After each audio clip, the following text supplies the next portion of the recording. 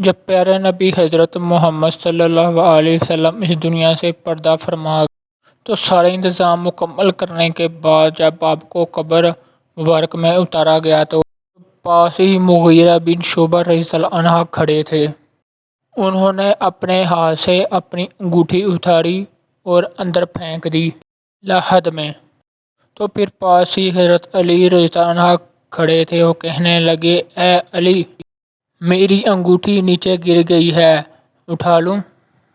ان کا صرف انگوٹھی پھینکنے کا صرف ایک بہانہ تھا، دراصل وہ نبی کریم صلی اللہ علیہ وسلم کا بوسہ لینا چاہتے تھے۔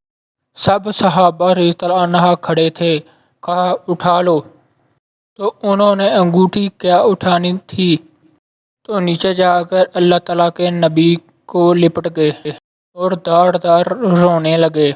سب صحابہ کی چیخیں نکال دی۔ یہ وہ آخری صحابی تھے جنہوں نے اپنا جسم نبی کریم صلی اللہ علیہ وسلم کے جسم مبارک سے ٹچ کیا۔